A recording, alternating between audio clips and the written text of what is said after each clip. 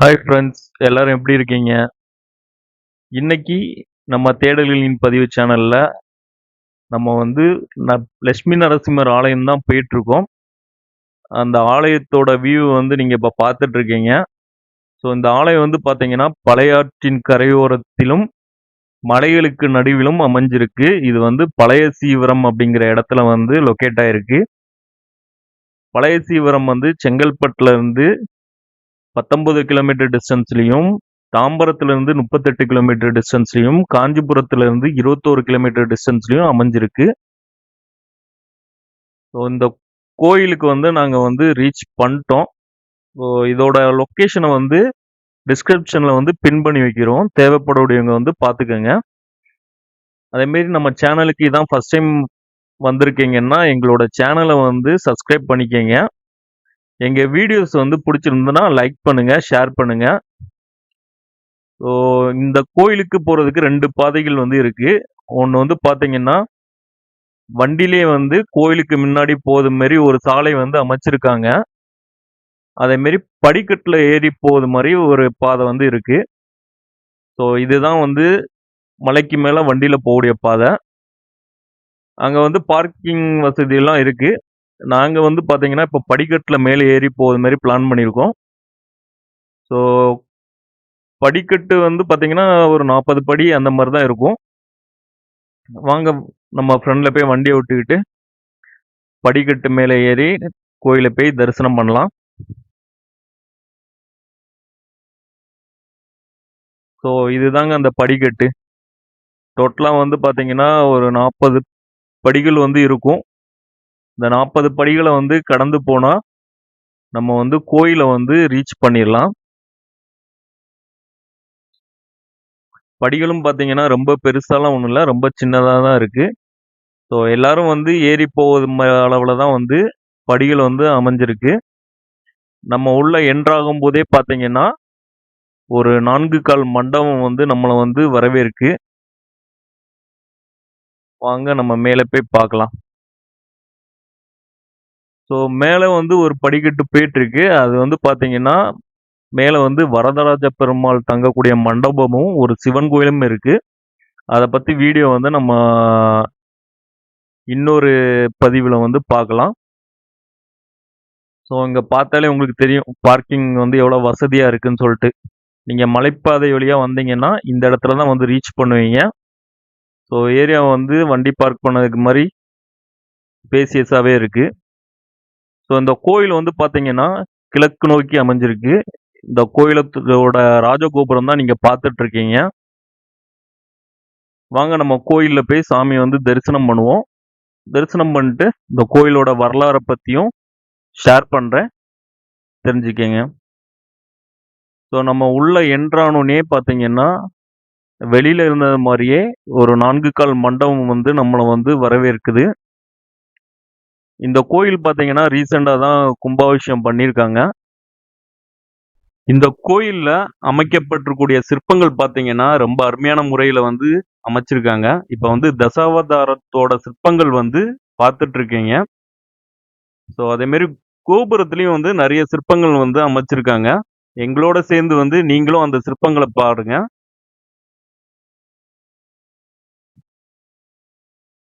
வாங்க நம்ம கோயிலுக்குள்ள போய் தரிசனம் பண்ணலாம். ஸோ ஃபர்ஸ்ட் என்ட்ரன்ஸ்ல பார்த்தீங்கன்னா, அகோபிலவள்ளி தாயார் வந்து நமக்கு வந்து தரிசனம் தராங்க. ஸோ இதுதான் வந்து என்ட்ரன்ஸு. நீங்க நம்ம வந்து தாயார தரிசனம் பண்ணிட்டு உள்ள போனோம்னா, லட்சுமி நரசிம்மரோட சந்நிதி வந்து அங்க இருக்கு. ஸோ லட்சுமி நரசிம்மர் பார்த்தீங்கன்னா, மேற்கு திசை நோக்கி அமர்ந்திருக்காரு. அவர் வந்து காஞ்சிபுரத்த வந்து பார்த்த மாரி அமர்ந்திருக்கிறாரு. அவரோட கைகள்ல சங்கு சக்கரம் ஏந்தியும், வலக்கரத்தால் அபயம் அளித்தும், இடது கையால் லட்சுமி தாயார அணைத்தபடியும் நமக்கு வந்து காட்சி தராரு. அவர் சந்நிதிக்கு முன்னாடியே வந்து 2 தோரபாலகர்கள் வந்து அமர்ந்திருக்காங்க. நரசிம்மருக்கு நேர் எதிரா கருடாழ்வாரும் காட்சி தராரு. ஆலயத்துக்கு வெளியில கொடிமரமும், பலிபீடமும் அமைஞ்சிருக்கு. இங்க வந்து லட்சுமி நரசிம்மர் வந்து சாந்த சொரூபமா காட்சி தராரு. அதுக்கு அடுத்தபடியா வந்தீங்கன்னா, இங்க வந்து ஆண்டாள் தாயாரோட சந்நிதி வந்து அமைஞ்சிருக்கு. வாங்க ஆண்டாள் தாயார போய் நம்ம தரிசனம் பண்ணலாம். ஸோ இங்க தான் வந்து தாயார் வந்து நமக்கு வந்து அருள்பாலிச்சிட்டு இருக்காங்க. ஸோ தாயார தரிசனம் பண்ணிக்கிட்டு, மறுபடியும் வந்து நம்ம வந்து ஃப்ரண்ட்ல போகலாம். அங்க வந்து பார்த்தீங்கன்னா, ஃப்ரண்ட்ல வந்து நெறைய சந்நிதிகள் வந்து அமைஞ்சிருக்கு. அதாவது மகாதேசிகரோட சந்நிதி, அப்புறம் பார்த்தீங்கன்னா வீர ஆஞ்சநேயர், விஸ்வகேசனர், நம்மாழ்வார், பொய்கை ஆழ்வார், திருப்பான் ஆழ்வார், திருமங்கை ஆழ்வார், ஸ்ரீ ராமானுஜர், விஷ்ணு சித்தர் இவங்களோட சந்நிதிகள் எல்லாமே வந்து இங்க வந்து அமைச்சிருக்காங்க. ஸோ இப்போ வந்து நம்ம கோயிலோட ஸ்தல புராணத்தை பத்தி பார்ப்போம். இந்த கோயில் வந்து பாலாற்றின் கரையில வந்து அமைஞ்சிருக்கு. இந்த ஆற்றுக்கு வந்து ஒரு சிறப்பு இருக்கு. இங்க வந்து பாத்தீங்கன்னா 3 ஆறுகள் வந்து சங்கமிக்கும் இடம். அதாவது செய்யாறு, பாலாறு, வேகவதி ஆறு 3 ஆறுகளும் வந்து சங்கமிக்கும் இடத்துல தான் வந்து இந்த ஆலயம் வந்து அமைஞ்சிருக்கு. ஸோ அந்த வியூ தான் வந்து நம்ம இப்போ வந்து பார்த்துட்டு இருக்கோம். இந்த திருக்கோயில் வந்து பாத்தீங்கன்னா சோழர்களால் கட்டப்பட்ட கோயில். இங்க வந்து 11ஆம் நூற்றாண்டை சார்ந்த கல்வெட்டுகள் வந்து காணப்படுது. இந்த கோயிலோட ஸ்தல புராணத்தின்படி இமயமலையில் உள்ள நைமி சரணயத்தில் வசித்த மாரிச முனிவர் வந்து மற்ற முனிவர்களிடத்தில் பூலோகத்தில் உள்ள சத்தியவரத சேத்திரமான காஞ்சிபுரத்தில் தவம் செய்தால் இறையருள் உண்டாகும் என சொல்றாரு. அதே சமயத்துல பார்த்தீங்கன்னா விகனசருடைய சீடரான அத்திரி மகரிஷி விஷ்ணுவை லட்சுமி நரசிம்மர் கோலத்தில் தரிசிக்க விருப்பம் கொண்டிருந்தார். அப்போது ஒரு அசிரீரி வாக்கானது வெங்கடாச்சலபதி வீட்டிற்கும் திருமலைக்கு தெற்கிலும் பாடலாத்திரி தெற்கு மேற்கிலும் இருக்கும் பத்மகிரி என்னும் மலைக்கு சென்று தவம் மேற்கொண்டால் லட்சுமி நரசிம்மரோட தரிசனம் கிடைக்கும் அப்படிங்கிற மாதிரி கேக்குது. ஸோ அத்திரி மகரிஷியும் பத்மகிரிக்கு வந்து வராரு. அங்க வந்து கருடாழ்வார் வந்து வைகுண்டத்திலிருந்து கொண்டு வந்த தாமரை மலர் பூத்த குளத்தை வந்து பாக்குறாரு. அதோட கரையிலே இருந்த அரச மரத்தடியில தவத்துல வந்து ஆழ்ந்திருக்காரு. அவரோட பக்திக்கு மகிழ்ந்து விஷ்ணு லட்சுமி தாயாரை மடியில் அமர்த்திய கோலத்தில் சாந்த நரசிம்மராக காட்சி கொடுக்கிறாரு. அத்திரி மகரிஷியின் வேண்டுகோளுக்கிணங்க விஷ்ணு பகவான் இன்றளவும் இந்த ஆலயத்தில் லட்சுமி நரசிம்மராக மக்களுக்கு வந்து அருள்பாலித்து கொண்டிருக்கிறார்.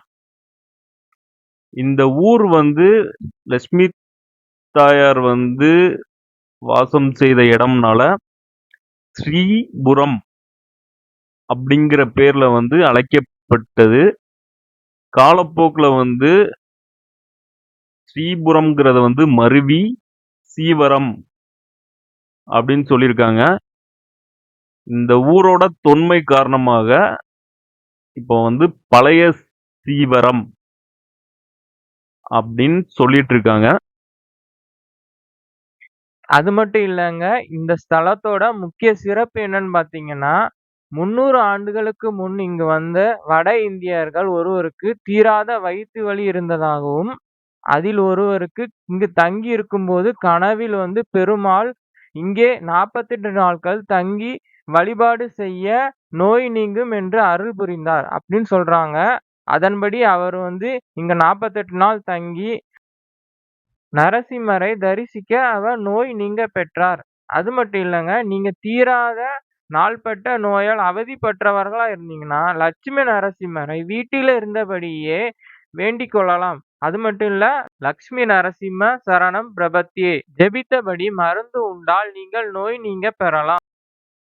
இந்த கோவில் டைமிங் பார்த்தீங்கன்னா, காலையில 8 to 11:30, ஈவினிங் பார்த்தீங்கன்னா 4 to 7 மணி வரைக்கும் கோவில் ஓப்பன்ல இருக்கும்.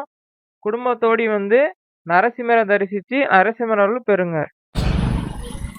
ஹாய் ஃப்ரெண்ட்ஸ், இன்னைக்கு வந்து நம்ம வந்து பழைய செய்வீரம் லட்சுமி நரசிம்மர் கோயிலுக்கு வந்து வந்திருந்தோம். ஸோ சாமி தரிசனம் வந்து முடிச்சாச்சு. எங்களோட வீடியோ வந்து உங்களுக்கு பிடிச்சிருக்குன்னு நினைக்கிறேன். ஸோ எங்களோட அடுத்த தேடலில் நீங்களும் இணைய விரும்புனீங்கன்னா எங்களோட சேனல் வந்து சப்ஸ்கிரைப் பண்ணிக்கங்க. இன்கேஸ் இந்த வீடியோவில் வந்து ஏதாவது இம்ப்ரூவ் பண்ணணும் அப்படிங்கிற மாதிரி இருந்துச்சுன்னா கமெண்டில் வந்து ஃபீட்பேக் சொல்லுங்கள். நாங்கள் வந்து இம்ப்ரூவ் பண்ணுறோம். மீண்டும் அடுத்த தேடலில் உங்களுடன் இணையும் வரை உங்களிடமிருந்து விடைபெறுவது உங்கள் தினேஷ் அண்ட் மாதவன். கோவிலுக்கு வாங்க, நரசிம்மர் அருள் பெற்று திருப்தியாக கிளம்புங்க. மீண்டும் ஒரு நல்ல வீடியோ சந்திப்போம். டாட்டா, பாய்.